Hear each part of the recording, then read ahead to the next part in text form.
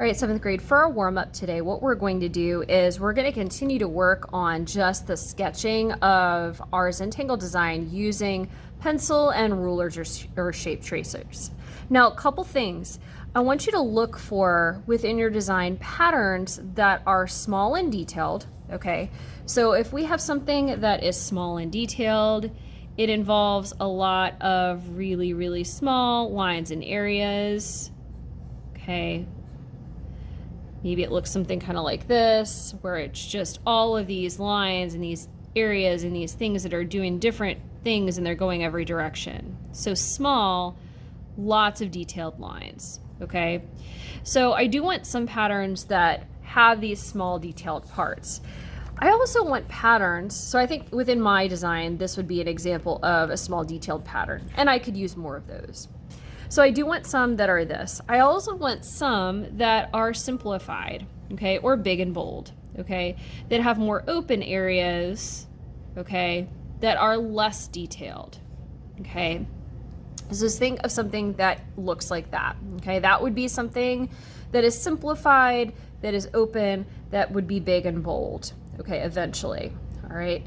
So what these do for us is when we start to trace them in Sharpie, okay, the small ones that have all these details are detailed within our design, add detail to the design.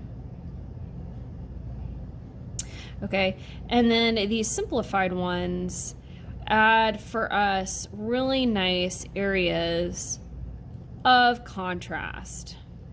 Okay, so if we think of the word contrast, compare and contrast, it means that it looks different from something in some way. So in art, what it could mean is when something has contrast, okay, it's the difference between two things. So in this case, it's the difference between light and dark, okay? So when I fill in this big and bold pattern, this simplified pattern, where I color in areas, okay, to make them dark and leave areas the white of the paper, I am adding contrast. I am adding something different from something else, okay?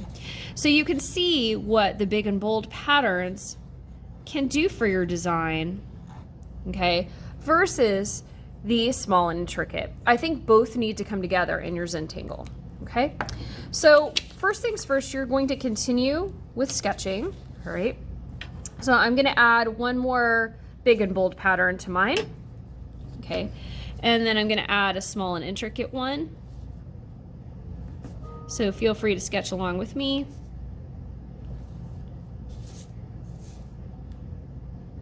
So I added large scale polka dots here. Okay, so that would be an example of something that will be high contrast, big and bold, okay, simplified. And then I'm gonna add something that is detailed, okay, smaller and detailed. The goal is to have halvesies, okay? So think half of your patterns big and bold and half detailed. All right, so I'm gonna do some vertical lines here. And then within some of these, I'm going to do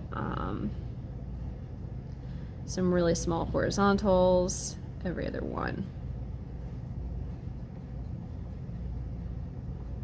So I use my ruler for the first part, and then I'm trying to freehand, still with crafting it well.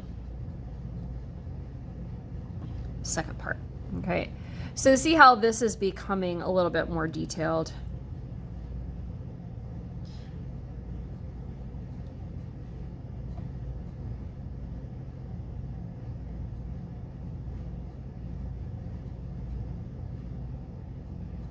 Okay, so now at this point, what we're going to do is, let's say I've added about 50% of my design has, you know, these simplified patterns, and then about half my design has some more detailed patterns. At this point, I am ready to trace an ultra fine point Sharpie and also use the fine point on my design. Make sure you have a placemat under where you're working, okay, so you don't get Sharpie all over the table. And what you're going to do is you're going to use different types of Sharpies for different types of areas. So for example, for this one I just did right here, I am going to use the Ultra Fine Point Sharpie. Okay, so this Sharpie is the really thin one. And what this does is it allows me to trace the lines without blurring them, keeping the integrity of this small detail.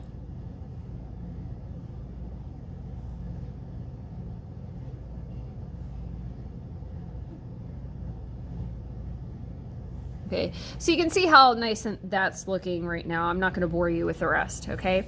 From there, I'm going to go on to the larger areas, okay?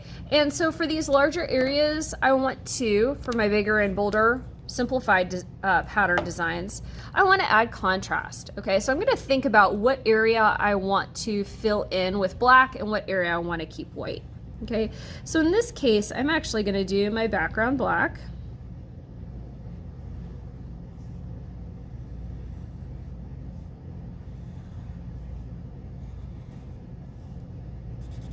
And I'm going to keep my polka dots white.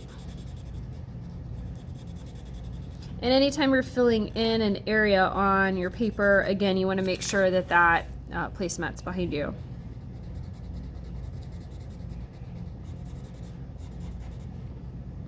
So within your Zentangle design, both of these types will help each other stand out. Okay, if you do a design that has all big and bold, sometimes it all looks the same, all right? When you do, it's same thing if you were to do the small and intricate patterns. If you were to do the small and intricate patterns everywhere within your design, it would all look the same. Having big and bold near small and intricate they help each other stand out, okay?